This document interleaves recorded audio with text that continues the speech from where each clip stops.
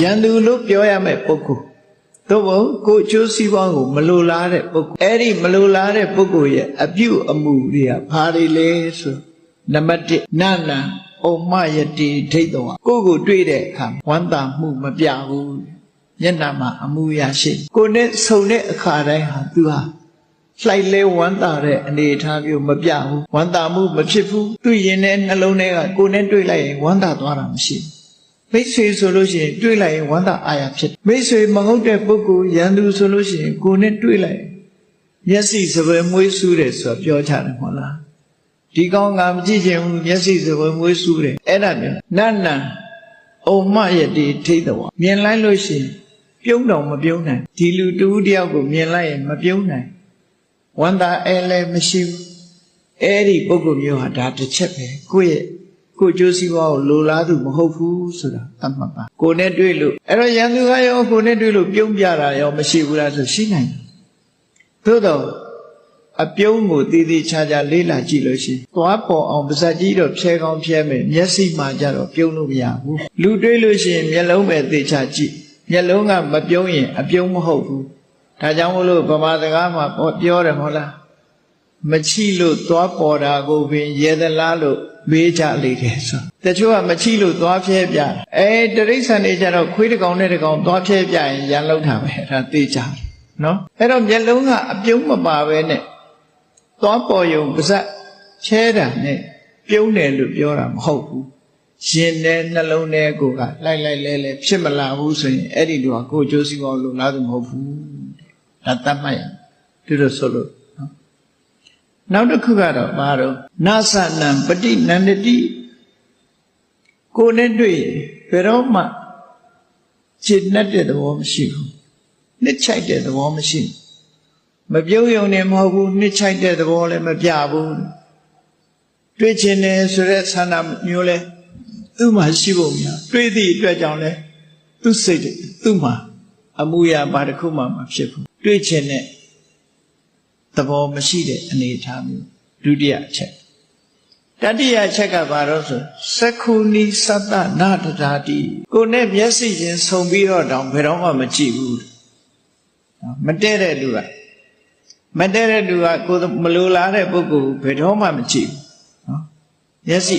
ဆုံရင်လွှဲပလိုက်တယ်မျက်စိဆုံရင်တောင်လွှဲပစ်လိုက်တယ်မျက်စိနဲ့အပြုံးမျက်လုံးနဲ့ဘယ်တော့မှမကြည့်ဘူးလောကလူတွေဆိုတာနော်မိတ်ဆွေဆိုဒီမှာဘာတော့ချစ်သောမျက်လုံးအပြုံးမျက်နှာပိယစက္ခုဟိတံပတ္တန္တာမိတ်ဆွေဆိုတာ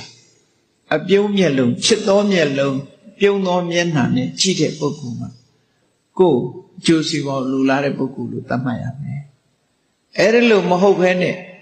ကိုယ်ကိုမျက်စိတောင်ဆုံပြီးတော့မကြည့်ဘူးနော်မျက်စိထောင်းကပ်ပြီးတော့ကြည့်တယ်လို့ဆိုမျက်စောင်းထိုးကြည့်တာပေါ့ခုခေတ်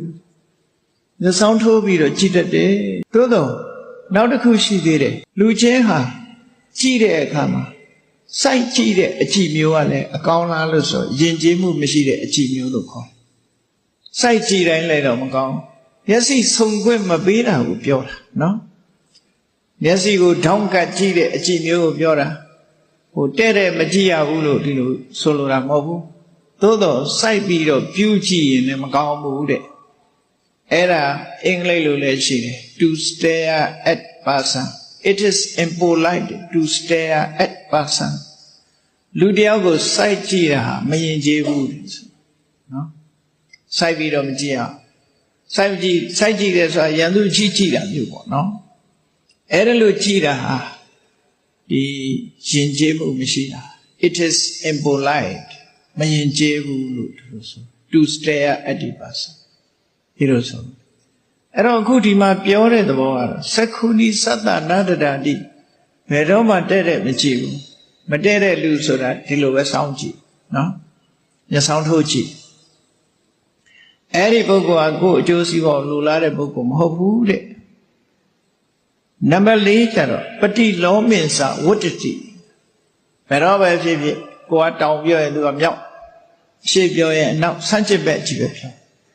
စကားပြောရင်လည်းဆန့်ကျင်ဘက်လှုပ်ရင်လည်းပဲသူလှုပ်တဲ့တုံးမလို့ဆန့်ကျင်ဘက်တွေလှုပ်တယ်ဘယ်တော့မှ ထောက်ခံပြောကြားလိုက်လျောတာမျိုးမရှိပฏิလောမအပြန်ဘက်ကပဲနေတယ်အနုလောမမဖြစ်ဘူးပฏิလောမအမြဲတမ်းပฏิလောမအတွေးနဲ့ကြင်ကြံကြုတ်ကိုအထုအဲ့ဒီပုဂ္ဂိုလ်မျိုးဟာကိုယ်အကျိုးစီးပွားကိုလိုလားတဲ့ပုဂ္ဂိုလ်မဟုတ်ဘူးတဲ့အမြဲတမ်းဆန့်ကျင်ဘက်ကနေတယ်နံပါတ်5ကပါတော့အမိတိတတ္တပစတိကိုယ်အကျိုးစီးပွားကိုမလိုလားတဲ့လူတယောက်ဟာကိုယ်နဲ့ဘယ်သူမတည့်တယ်လဲဆိုအဲ့ဒီမတည့်တဲ့လူမှရွေးပေါင်းနော်မတည့်ဘူးဆိုတဲ့လူကိုရွေးပေါင်းအဲ့ဒီမတည့်ဘူးဆိုတဲ့လူကိုရွေးပေါင်းတဲ့လူဒီကိုယ်အကျိုးစီးပွားကိုမလိုလားသူပဲဖြစ်တယ်နံပါတ်6ကမိတ္တိတတ္တနာတိဝတိကိုယ်နဲ့ခင်မီနဲ့ကျွမ်းကျင်ကျွမ်းဝင်တဲ့မိတ်ဆွေတွေကိုယ်အကျိုးစီးပွားကိုလိုလားတဲ့မိတ်ဆွေတွေအဲ့ဒီမိတ်ဆွေတွေကြလို့ရှိရင်သူကဘယ်တော့မှမတည့်ဘူးကိုယ်နဲ့ချစ်ကျွမ်းဝင်တဲ့မိတ်ဆွေတွေကြရင်သူကအပေါင်းအသင်းမလုပ်ဘူးတဲ့နံပါတ်9ကဝဏကာမိနိဝရိတိကိုယ့်ရဲ့အကျိုးဂုဏ်သတင်း